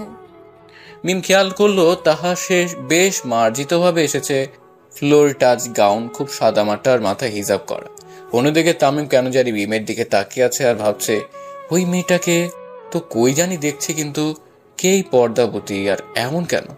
আচ্ছা চলো হাঁটতে হাঁটতে কথা বলি, আসলে আমার একটা বিষয়ে জানার ছিল। ও, বলো তাহলে। আমি এক একজনকে এক একভাবে সালাত আদায় করতে দেখি, কিন্তু এখন আমি বুঝতে পারতেছি না কোনটা ফলো করব, কিভাবে পড়ব। ও, এই ব্যাপার, চলো বলছি। নবী করিম সাল্লাল্লাহু আলাইহি ওয়াসাল্লাম মেয়েদের পৃথকভাবে নামাজ শিক্ষা দিয়েছেন, এমন কোনো হাদিস পাওয়া যায়নি। জিব্রাইল আলাইহিস সালাম রাসূলকে নামাজ কিভাবে পড়তে হয় এবং কখন পড়তে হয় তা শিক্ষা দিয়েছেন। ঠিক একইভাবে নবী সাহাবা কেরামদের শিক্ষা দিয়েছেন। তবে তিনি বলেছেন, তোমরা আমাকে যেভাবে সালাত আদায় করতে দেখো সেইভাবেই সালাত আদায় করো। সহিহ বুখারী, সহিহ ইবনে হিব্বান, বাইহক্কি। মেয়েদের নামাজের ভিন্নতা বলতে নামাজের মূল রকমগুলির কথা বলছি। অনেকে বলে থাকেন সেজদা, রুকু, কিয়াম ও হাত বাঁধা ক্ষেত্রে মেয়েরা ভিন্ন রূপ করবে, এবং এই বিষয়গুলিতে যে হাদিসগুলো বর্ণনা করা হয় তা সবই অগ্রহণযোগ্য। একদা এক বেদুইন মহিলা উম্মুল মুমিনিন আয়েশা রাদিয়াল্লাহু আনহা সাক্ষাৎ করতে এসে তাকে না পেয়ে ফেরার পথে উম্মুল মুমিনিন হাফসা রাদিয়াল্লাহু আনহা এর কাছে গিয়ে মহিলাদের নামাজ সম্পর্কে জানতে চাইলে তিনি বললেন, নামাজ আদায়ের নিয়ম পদ্ধতি ব্যাপারে মহিলাদের পৃথক কোনো নিয়মের কথা আমাদিগকে বলা হতো না, তবে রুকু থেকে দাঁড়িয়ে দুশিস্তার মাঝে বসে একটু সময় অবস্থান করতে বলা হতো। নামাজে তাড়াহুড়ো না করে ধীর স্থির শান্তভাবে আদায় করতে নির্দেশ দেওয়া হয়েছে। উম্মুল মুমিনিন আয়েশা রাদিয়াল্লাহু আনহা, হাফসা বিনতে উমার রাদিয়াল্লাহু আনহা, মাইমুনা রাদিয়াল্লাহু আনহা ও দ্বীন সম্পর্কে বিশেষ উম্মু দারদা রাদিয়াল্লাহু আনহা। বুখারী ভাষ্যানুযায়ী এরা পুরুষদের মতো নামাজ আদায় করতেন সুন্নতি নির্দেশ মোতাবেক। অতএব এতে সন্দেহের কোনো অবকাশ নেই যে মহিলাদের নামাজও পুরুষদের মতোই আদায় করতে হবে। মেয়েদের নামাজের ক্ষেত্রে কিছু বাহ্যিক দিক রয়েছে যেগুলি পুরুষের চেয়ে ভিন্ন। যেমন, 1. সালাতে মহিলাদের জন্য পর্দা আবশ্যক, অর্থাৎ যতটুকু সম্ভব গোপনীয়তার মাধ্যমে মহিলারা সালাত আদায় করবে। মহান আল্লাহ তাআলা বলেন, তোমরা গৃহাভন্তরে অবস্থান করবে, মূর্খতা যুগের অনুরূপ নিজেদেরকে প্রদর্শন করবে না। সূরা আহজাব আয়াত 33। আব্দুল্লাহ ইবনে মাসউদ রাদিয়াল্লাহু আনহু থেকে বর্ণিত, রাসূলুল্লাহ সাল্লাল্লাহু আলাইহি ওয়াসাল্লাম ইরশাদ করেন, মহিলাদের নিজ কক্ষে নামাজ পড়া বাড়িতে নামাজ পড়ার তুলনায় উত্তম, আর নির্জন ও অভ্যন্তরীণ স্থানে নামাজ পড়া ঘরে নামাজ পড়া থেকে উত্তম। হাদিসটি সহিহ আবু দাউদ 1/383, মুসাদরাকে হাকিম 1/328। আয়েশা রাদিয়াল্লাহু আনহা রাসূল সাল্লাল্লাহু আলাইহি ওয়াসাল্লাম থেকে বর্ণনা করেন, ওড়না বা চাদর ব্যতীত মহিলাদের নামাজ কবুল হবে না। আবু দাউদ 1/421, তিরমিজি 2/215, মুস্তাদরাকে হাকিম 1/251। মহিলাদের পায়ের গোড়ালি ঢেকে রাখতে হবে, তা না হলে সালাত সিদ্ধ হবে না। অপরদিকে পুরুষদের পায়ের গোড়ালি খোলা রাখতে হবে। 2. সালাতের জন্য পুরুষ আজান দিবে, কিন্তু মহিলা আজান দিবে না। এটা হলো ফোকা কেরামদের ইজমা, কারণ মেয়েদের আওয়াজ হলো একটা ফিতনা, অর্থাৎ মোকাহ কেরামদের ঐক্যমত হচ্ছে পুরুষদের জামাতে মেয়েরা আজান এবং একামত দেয়া জায়েজ নাই। 3. কোনো মহিলা পুরুষদের ইমামতি করতে পারবে না। কিন্তু পুরুষরা নারী পুরুষ উভয়েরই ইমামতি করতে পারবে। নবী করিম সাল্লাল্লাহু আলাইহি ওয়াসাল্লাম বলেছেন, মেয়েরা পুরুষদের ইমামতি করবে না। ইবনে মাজা। 4, জামায়াতে সর্বাবস্থায় মহিলাদের কাতার পুরুষদের কাতারের পেছনে হবে। হযরত আবু হুরায়রা রাদিয়াল্লাহু আনহু থেকে বর্ণিত, রাসূলুল্লাহ সাল্লাল্লাহু আলাইহি ওয়াসাল্লাম বলেছেন, পুরুষদের জন্য উত্তম সাফ কাতার হলো প্রথম সাফ, আর খারাপ সাফ হলো পিছনের সাফ। পক্ষান্তরে মেয়েদের জন্য উত্তম সাফ হলো পিছনের সাফ এবং সবচেয়ে খারাপ সাফ হলো প্রথম সাফ। সহিহ মুসলিম। 5, পুরুষ ইমামতি করলে কাতারের আগে একাকী দাঁড়াতে হবে যদি ওজোর না থাকে, কিন্তু মহিলা ইমাম হলে তাকে মহিলাদের কাতারের মাঝখানে দাঁড়াতে হবে।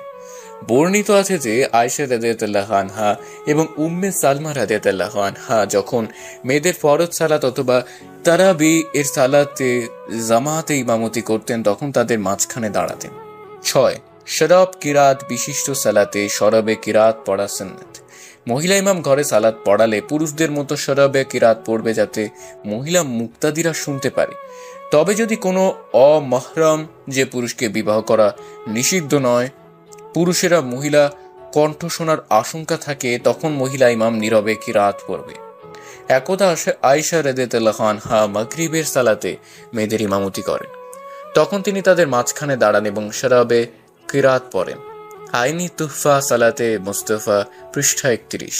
7, যদি ইমাম ভুল করে তাহলে মহিলাদেরকে হাতের উপর হাত দিয়ে বা উরুর উপর হাত মেরে সংকেত দিতে হবে, আর পুরুষেরা উচ্চ স্বরে সুবহানাল্লাহ বলবে। রাসূলুল্লাহ সাল্লাল্লাহু আলাইহি ওয়াসাল্লাম এই প্রসঙ্গে বলেন, পুরুষদের জন্য হলো তাসবিহ বলা আর মেয়েদের জন্য হাতে আওয়াজ করা। সহিহ বুখারী হাদিস নং 1/403। উপরোক্ত বাহ্যিক করণীয় বিষয়গুলো ব্যতীত অন্য কোনো পার্থক্য পুরুষ মহিলাদের সালাতে নেই। জাযাকাল্লাহু খয়রুন। ওয়াইয়াক কি বোন?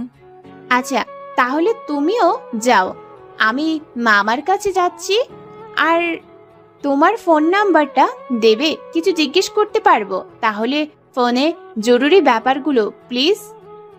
তারপর মিম ওদের ফোন নাম্বার দেয় এবং তাহা সেখান থেকে বিদায় নিয়ে চলে যায়। ওদিকে তামিমের ওষুধ কেনা শেষ, ও ক্লিনিকের দিকে যাবে, তখনই আবারও মিমকে দেখলো এবং এবার সাহস করে ওর কাছে গেল। তারপর, আসসালামু আলাইকুম, আমি তামিম। আমি আসলে তখনকার ব্যাপারটার জন্য দুঃখিত। এভাবে কথা বলেই যাচ্ছে মিম হঠাৎই থামিয়ে দিয়ে, ওয়ালাইকুম সালাম ওয়া রাহমাতুল্লাহ। ঠিক আছে, আপনি যেতে পারেন। উফ, আপনি রাগ করছেন কেন? আমি তো ইচ্ছে করে করিনি, প্লিজ ফরগিভ মি। দয়া করে রাস্তা ছাড়ুন। আর আপনার সাথে রাগ করার কি আছে? ওটা একটা অ্যাক্সিডেন্ট ছিল, এইসব নিয়ে আর কোনো কথা বলতে চাই না আমি। ওকে ঠিক আছে, বাট আপনার নামটা বললেন না তো। আমি অকারণে পাপ করতে রাজি নই, আপনাকে মাফ করেছি তখনই, তাই আর আমার সামনে এইসব বলতে আসবেন না। বলে অন্যদিকে ঘুরে চলে গেল আর তামিম ব্যাবা জাগার মতো তাকিয়ে রইল। তারপর মনে মনে বলল, বাবা এত কর্কশ। সে যাই হোক, কে তুমি পর্দাবর্তী আমার যে জানতেই হবে। তারপরও কেবিনের দিকে সিঁড়ি ধরে এলো আর মিম লিফটে করে আগেই চলে এসেছে। তারপর, মিম তুই আর হামজা রিক্সা নিয়ে পাশেই চলে যা, আর আমরা একটা সিএনজি নিয়ে চলে আসবো। আচ্ছা মা। ও আর শোন, গিয়ে একটু আমার পাশের রুমটা আর গেস্ট রুমটা গুছিয়ে রাখতে বলবি রহিমাকে। জি মা, ঠিক আছে। তারপর মিম ফাতিমা ও খাদিজা ইয়াসমিনের থেকে বিদায় নিয়ে হামজাকে নিয়ে বেরিয়ে গেল। অন্যদিকে তামিম একটা সিএনজি ঠিক করে মাকে নিতে এলো। তারপর ওরা সবাই মিমদের বাড়ির উদ্দেশ্যে রওনা হলো। ওদিকে মিম বাসায় এসে সবকিছু গুছিয়ে সালাত আদায় করে আলিফকে বলে আনন্দালয়ের দিকে রওনা দিয়েছে। মিম বাসা থেকে বের হওয়ার পরই তামিমরা এসে পৌঁছায়। ফাতিমা ইয়াসমিন ওদের সাদরে ভেতরে নিয়ে যায় এবং রাহিমাকে বলে নাস্তা দিতে। তামিম এক নজরে বাসায় সবকিছু দেখে নিয়ে হামজার সাথে কথা বলছে। অন্যদিকে মিম আনন্দালয়ে এসে বাচ্চাদের সাথে বসে গেল, কারণ আজকের জলসা বাকি রয়েছে। তাই বাচ্চাদের থেকে তাদের সব কথা মনোযোগ দিয়ে শুনলো। তারপরও কিছু বলতে যাবে তখনই আজানের শব্দ শোনা যায়। তাই সবাই আজান শুনে আজানের উত্তর দিয়ে সালাত আদায়ের উদ্দেশ্যে চলে যায় এবং মিমের হাতেও সময় নেই, তাই মিমও এখানে সালাত আদায় করবে বলে মনস্থির করল। আজান এবং আজানের উত্তর উচ্চারণ আল্লাহু আকবার, উত্তর আল্লাহু আকবার 4 বার। আশহাদু আল্লা ইলাহা ইল্লাল্লাহ, উত্তর আশহাদু আল্লা ইলাহা ইল্লাল্লাহ 2 বার। আশহাদু আল্লা মুহাম্মাদুর রাসূলুল্লাহ, উত্তর আশহাদু আন্না মুহাম্মাদুর রাসূলুল্লাহ 2 বার। হাইয়া আলাস সালাহ, উত্তর লা হাওলা ওয়ালা কুওয়াতা ইল্লা বিল্লাহ 2 বার। হাই আলাল ফালাহ। উত্তর, লা হাওলা ওয়ালা কুওয়াতা ইল্লা বিল্লাহ। 2 বার। শুধুমাত্র ফজরের আজানের জন্য আসসালাতু খায়রুম মিনান নাওম। উত্তর, সাদাকতা ওয়া বারাকতা। 2 বার। আল্লাহু আকবার। উত্তর, আল্লাহু আকবার। 2 বার। লা ইলাহা ইল্লাল্লাহ। উত্তর, লা ইলাহা ইল্লাল্লাহ। 1 বার। অর্থ, আল্লাহ সর্বশক্তিমান। উত্তর, আল্লাহ সর্বশক্তিমান। 4 বার। আমি সাক্ষ্য দিচ্ছি যে আল্লাহ ছাড়া অন্য কোনো মাবুদ নেই। উত্তর, আমি সাক্ষ্য দিচ্ছি যে আল্লাহ ছাড়া অন্য কোনো মাবুদ নেই। 2 বার। আমি সাক্ষ্য দিচ্ছি যে মুহাম্মদ সাল্লাল্লাহু আলাইহি ওয়াসাল্লাম আল্লাহর প্রেরিত দূত। উত্তর, আমি সাক্ষ্য দিচ্ছি যে মুহাম্মদ সাল্লাল্লাহু আলাইহি ওয়াসাল্লাম আল্লাহর প্রেরিত দূত। 2 বার। নামাজের জন্য এসো। উত্তর, আল্লাহর আশ্রয় ও শক্তি ছাড়া আর কারো কোনো ক্ষমতা নেই। 2 বার। সাফল্যের জন্য এসো। উত্তর, আল্লাহর আশ্রয় ও শক্তি ছাড়া আর কারো কোনো ক্ষমতা নেই। শুধুমাত্র ফজরের আজানের জন্য ঘুম হতে নামাজ উত্তম। উত্তর, সত্য বলেছেন, কল্যাণের কথা বলেছেন। 2 বার। আল্লাহ মহান। উত্তর, আল্লাহ মহান। 2 বার। আল্লাহ ছাড়া অন্য কোনো উপাস্য নেই। উত্তর, আল্লাহ ছাড়া অন্য কোনো উপাস্য নেই। 1 বার। এরপর সালাত শেষ করে মিম বাচ্চাদের বলল, সবাই শোনো, আমরা কাল জলসা করব ইনশাআল্লাহ। ইনশাআল্লাহ মিম বাপু। তারপরে মিম বাসায় চলে এলো। মিম জানতো সে খাদিজা ইয়াসমিনের স্বামী ও ছেলে আসবে তার সাথে, তাই মিম পেছনে সিঁড়ি দিয়ে ওর রুমে গেল। গিয়ে দেখলো ওখানে কেউ নেই।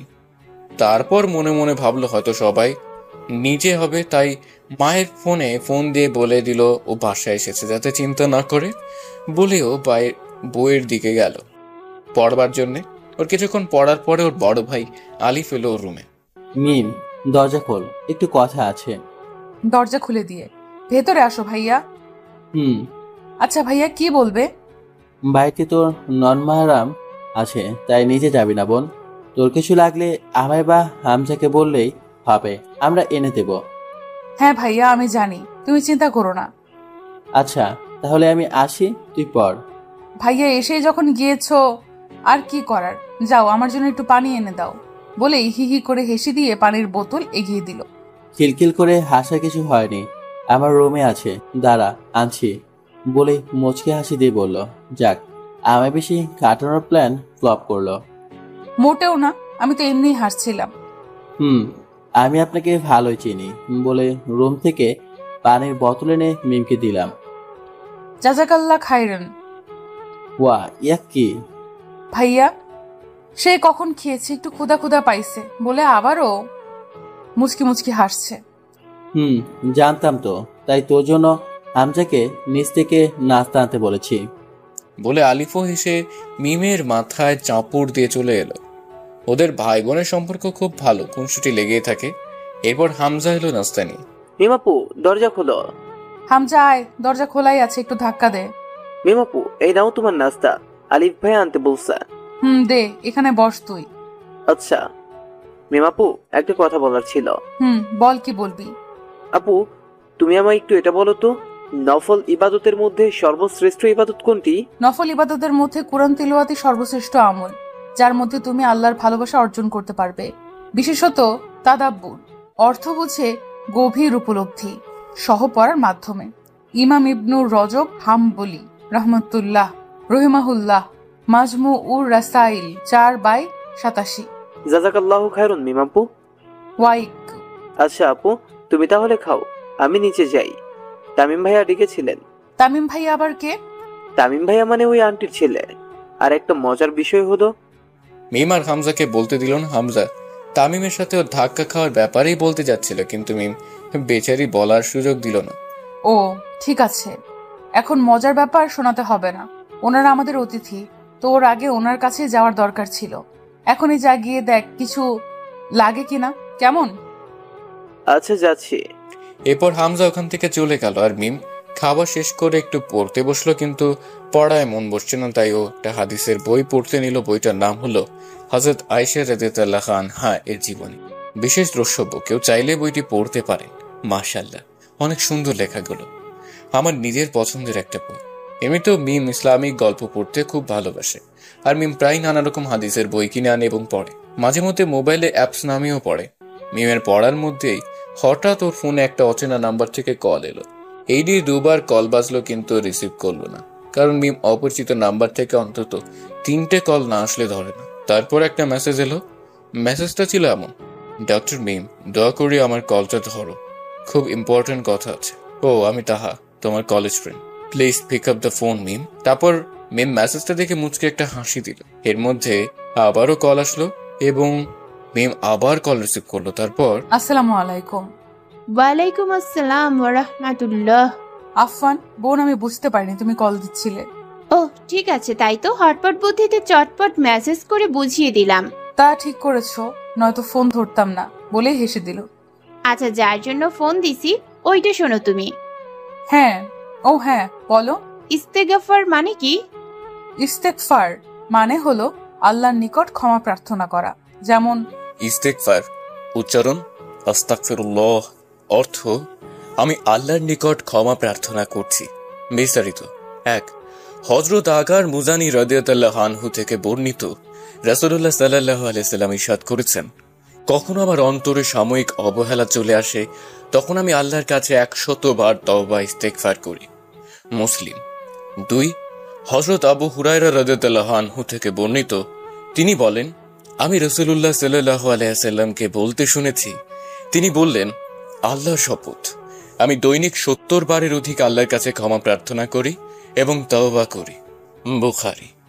ও আচ্ছা, তবে আমি একটা ভিডিও দেখছিলাম সাইয়্যিদুল ইস্তেগফার সম্পর্কে, কিন্তু কিছু বুঝতে পারিনি, ওইটা একটু বলো তো। আচ্ছা বলছি, শোনো।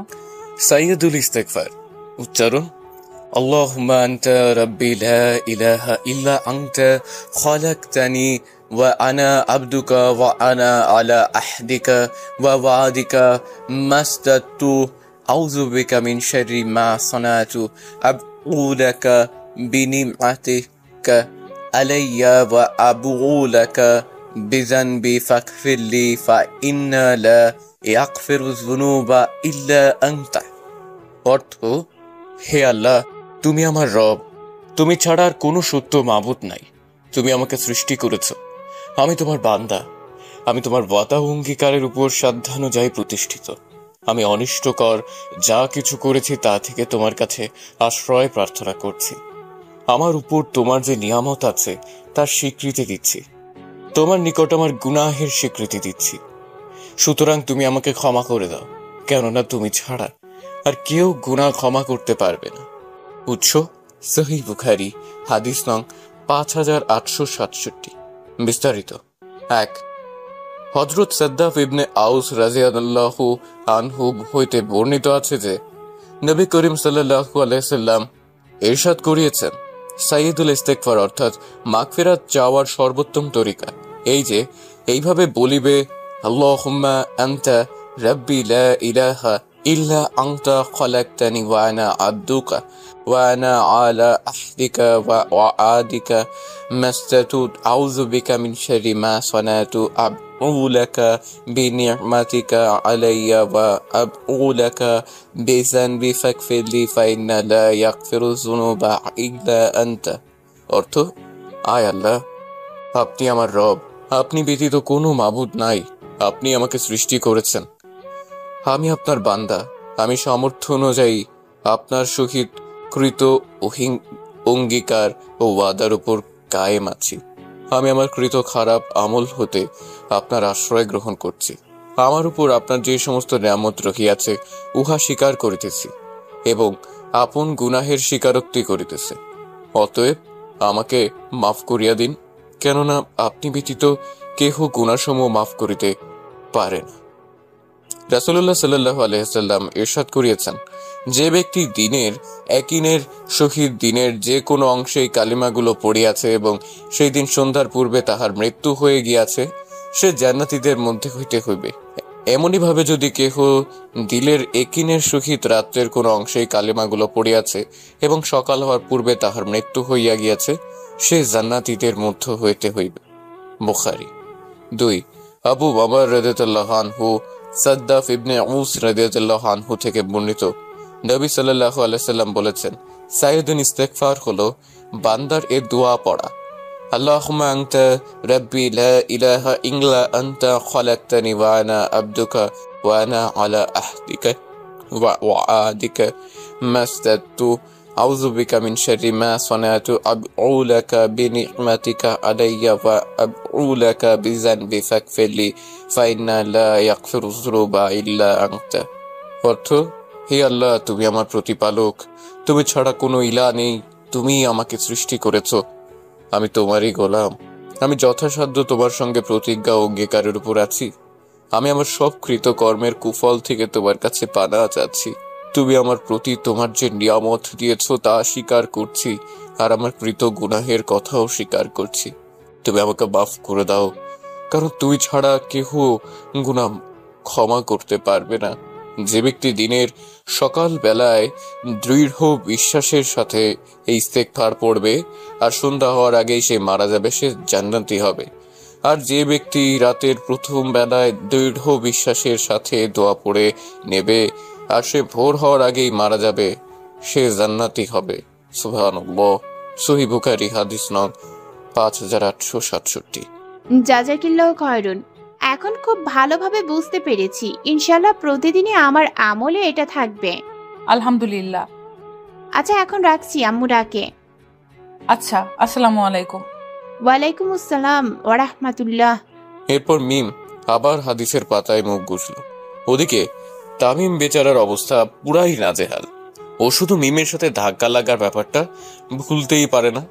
আর তামিম তখন মিমের সাথে থাকা হামজাকে খেয়াল করেনি, তাই এখনো চিনতেও পারেনি। হামজা অবশ্য চিনেছে, তবে মিম ও ওর মা দুজনেই এই ব্যাপারে কথা বলতে নিষেধ করেছে, তাই হামজাও ব্যাপারটা মন থেকে দূর করে দিয়েছে। আর তামিম, সে তো শুধু মিমের সেই রাগ রাগ কণ্ঠে কলা কথাগুলোই যেন বারবার শুনছে আর ভাবছে, কে তুমি পর্দাবতী, আমার সে জানতেই হবে। এবার এও ভাবছে, আল্লাহ, আমি ওর কথা কেন এত ভাবছি, ওই পর্দাবতীর কথা না ভেবে পারছি না, কিন্তু কেন? হঠাৎ ওর ভাবনার ছেদ ঘটলো হামজার ডাকে। ওই তামিম ভাইয়া, কি ভাবছেন এত? আপনাকে কতক্ষণ ধরে ডাকছি আন্টি? না, তেমন কিছু না। আচ্ছা, আমি যাচ্ছি বলেই চলে এলো খাদিজা ইয়াসমিনের কাছে। ওকে দেখেই খাদিজা ইয়াসমিন বলে উঠলেন, কি বাবা, এবার হয়েছে তো খুশি? মা, আমি কেন খুশি হব? তোমার অসুস্থতায় বরং আমার কষ্ট হচ্ছে। কষ্ট হলেও তো আমার কথা শুনতি, এতদিন আমার জন্য একটা সঙ্গী এনে দিতি। এই তোদের বাপ ছেলেকে কি এখন একা সামলাতে পারি আমি? মা, আবার এই কথা বলছো? আমি তো বলেছি মা, পছন্দ মতো মেয়ে না পেলে ও ধার্মিক পরহেজগার মেয়ে না পেলে আমি বিয়ে করব না। আচ্ছা ঠিক আছে, এমন মেয়ে খুঁজে আনলে বিয়ে করবি তো? ইনশাল্লাহ মা। তবে কি বল? মুচকি হাসি দিয়ে না, তবে কিছুই না বলেই রুম ত্যাগ করলো। তামিমের মা খাদিজা ইয়াসমিন ছেলেকে আরো আগে থেকেই বিয়ে করাতে চায়, কারণ তার একটা মেয়ে দরকার। আর তামিম মাকে প্রচন্ড ভাবে ভালোবাসে, তাই মায়ের কথায় আর না বলতে পারেনি কখন। তামিম এর মিমদের বাড়িটা বেশ পছন্দ হয়েছে। নিরিবিলি পরিবেশ, আবার বিভিন্ন জায়গায় বিভিন্ন ধরনের পেইন্টিং আছে, কিন্তু সবগুলো একদম চোখ ধাঁধানো। তাই তামিম একটু কাছে গিয়ে দেখছে এগুলো কোন দোকানের বা কোথা থেকে কেনা। যদি জানা যায় তো তামিমও নিজের বাসার জন্য কিনবে ইনশাল্লাহ। কিন্তু বেচারা তামিম কোনো ক্লুই পেল না, শুধু মিম নামটাও তারিখ লেখা পেল এক কোণে। যখনই হতাশ হয়ে পড়লো না পেয়ে, তখন আলিফ রুমেল এবং সালাম দিয়ে বলল, কি দেখছেন পেন্টিং গুলো? ওয়া আলাইকুম আসসালাম ওয়া রাহমাতুল্লাহ। হ্যাঁ ভাইয়া, এগুলো মাশাআল্লাহ অনেক সুন্দর, তাই আর কি। ও হ্যাঁ, আমার বোনের তৈরি সবগুলো। ও সময় পেলে এসব করে মাঝে মধ্যে। ও মাশাআল্লাহ। আচ্ছা, যে জন্য এলাম, চলুন, এশার সালাতের সময় হয়ে গেছে, আমরা ইনশাল্লাহ মসজিদে যাই। ইনশাল্লাহ, চলুন। কি রে হামজা, আসছিস না কেন? আমি চলে যাচ্ছি কিন্তু। লাব্বাইক ভাইয়া, চলে আসছি, চলো। তারপর ওরা সালাত আদায় করে এসে সবাই সংবাদ মতো রাতের খাবার খেয়ে ঘুমিয়ে পড়লো। ফাতেমা ইয়াসমিনও আজকে অনেক কাজ করেছে এবং অনেক ধরনের খাবারও তৈরি করেছে, তাই তিনিও ঘুমিয়ে গেল। মিম ওর কলেজের পড়া শেষ করে সূরা ইয়াসিন, আর রহমান, মুলক ও সূরা হাসরের 22, 23, 24 আয়াত পড়ে নিল। ও 4 কালিমা, আয়াতুল কুরসি, সূরা ইখলাস, ফালাক ও নাস পড়ে ডান কাঁধে শুয়ে মাথার নিচে ডান হাত রেখে ঘুমের দোয়া পাঠ করে নিল। ঘুমের পূর্বে পড়ার দোয়া। উচ্চারণ: আল্লাহুম্মা বিসমিকা আমুতু ওয়া আহইয়া। অর্থ: হে আল্লাহ, আমি আপনারই নামে মৃত্যুবরণ করব, আপনার নামের সাথেই জীবিত থাকব। উৎস: সহিহ বুখারী, হাদিস নং 5873। বিস্তারিত: 1. কবিসা রাদিয়াল্লাহু আনহু হুযায়ফা ইবনে ইয়ামান রাদিয়াল্লাহু আনহু থেকে বর্ণিত, তিনি বলেন, নবী সাল্লাল্লাহু আলাইহি সাল্লাম যখন বিছানায় আশ্রয় গ্রহণ করতে যেতেন তখন তিনি এই দোয়া পড়তেন। এরপর তিনি মিম আস্তাগফিরুল্লাহ আস্তাগফিরুল্লাহ পড়তে পড়তে রাত 3টার অ্যালার্ম দিয়ে ঘুমিয়ে গেল। রাত 3টায় ওর মোবাইলে অ্যালার্ম শব্দে ঘুম ভাঙলো এবং সাথে সাথেই পড়ে নিল ঘুম থেকে উঠেই দোয়া পড়তে হয়। উচ্চারণ: আলহামদুলিল্লাহিল্লাযী আহইয়ানা বা'দা মা আমাতানা ওয়া ইলাইহিন নুশুর। অর্থ: সকল প্রশংসা আল্লাহ তাআলার, যিনি আমাদের মৃত্যুদানের পর পুনরায় জীবন দান করেছেন এবং মৃত্যুর পর তারই নিকট আমাদের প্রত্যাবর্তন করতে হবে। উৎস: সহিহ বুখারী, হাদিস নং 5873। বিস্তারিত: 1. কাবিসা রাদিয়াল্লাহু আনহু হুযায়ফা ইবনে ইয়ামান রাদিয়াল্লাহু আনহু থেকে বর্ণিত, তিনি বলেন, নবী সাল্লাল্লাহু আলাইহি সাল্লাম যখন বিছানায় আশ্রয় গ্রহণ করতে যেতেন তখন তিনি এ দোয়া পড়তেন। মিম বিছানা থেকে উঠে বাথরুমে গিয়ে উযু করে এসে আগে অজুর সালাত আদায় করে তাহাজ্জুদের সালাত আদায় করে নিয়ে কুরআন পড়তে নিল এবং দূর থেকে ভেসে আসা আজানের শব্দ কানে এলে ও কুরআন বন্ধ করে আজানের উত্তর দিল। আজান শেষে মিম ফজরের সালাত আদায় করে নিল। তারপরও সূরা হাশরের শেষ 3 আয়াত পড়ে নিল। সূরা হাশরের শেষ 3 আয়াত: বিসমিল্লাহির রহমানির রহিম, হুয়াল্লাযী লা ইলাহা ইল্লাহু আলিমুল গায়বি ওয়াশ শাহাদাতি হুয়ার রহমানুর রহিম, হুয়াল্লাযী লা ইলাহা ইল্লাহু আল মালিকুল কুদ্দুসুস সালামুল মুমিনুল মুহাইমিনুল আজিজুল জাব্বারুল মুতাকাব্বির, সুবহানাল্লাহি আম্মা ইউশরিকুন, হুয়াল্লাহুল খালিকুল বারিউল মুসাওবিরু লাহুল আসমাউল হুসনা, ইউসাব্বিহু লাহু মা ফিস সামাওয়াতি ওয়াল আরদ, ওয়া হুয়াল আজিজুল হাকীম। অর্থাৎ, পরম করুণাময় আল্লাহর নামে শুরু করিতেছি। 22. তিনি আল্লাহ, তিনি ছাড়া কোনো মাবুদ নেই, তিনি অদৃশ্য এবং দৃশ্যের পরিজ্ঞাতা, তিনি দয়াময়, পরম দয়ালু। 23. তিনি আল্লাহ, তিনি ব্যতীত কোনো মাবুদ নেই, তিনি অধিপতি, তিনি পবিত্র, তিনি শান্তি, তিনি নিরাপত্তা বিধায়ক, তিনি রক্ষক, তিনি পরাক্রমশালী, তিনি প্রবল, তিনি অতীব মহিমান্বিত। যারা তাঁর শরীক স্থির করে আল্লাহ তা হতে পবিত্র ও মহান। তিনি আল্লাহ, সৃজনকর্তা, উদ্ভাবক, রূপদাতা, সকল উত্তম নাম তাঁরই। আকাশ ও পৃথিবীতে যা কিছু আছে সমস্তই তাঁর পবিত্রতা ও মহিমা ঘোষণা করে। তিনি পরাক্রমশালী, প্রজ্ঞাময়। ফজিলত: 1. যে ব্যক্তি সকালে 3 বার আউযু বিল্লাহিস সামিউল আলিম মিনাশ শাইতানির রাজিম পাঠ করার পর সূরা হাশরের শেষ 3 আয়াত পাঠ করবে, তার জন্য সন্ধ্যা পর্যন্ত 70,000 ফেরেশতা রহমতের দোয়া করবে। আবার সন্ধ্যায় পাঠ করলে সকাল পর্যন্তই মর্তবা লাভ করবে এবং সে মারা গেলে শহীদের মৃত্যু হাসিল হবে। সুবহানাল্লাহ। 2. হাদিসে আছে, যে ব্যক্তি সকালে 3 বার আউযু বিল্লাহিস সামিউল আলিম মিনাশ শাইতানির রাজিম পাঠ করার পর সূরা হাশরের শেষের 3 আয়াত পাঠ করবে, আল্লাহ তাআলা তার জন্য 70,000 রহমতের ফেরেশতা নিযুক্ত করে দিবেন। তারা সন্ধে পর্যন্ত রহমতের জন্য দোয়া করবে। সেদিন সে মারা গেলে শহীদের মৃত্যু হাসিল হবে। যে ব্যক্তি সন্ধ্যা এভাবে পাঠ করবে সেও সকাল পর্যন্তই মর্তবা লাভ করবে। সুবহানাল্লাহ। 3.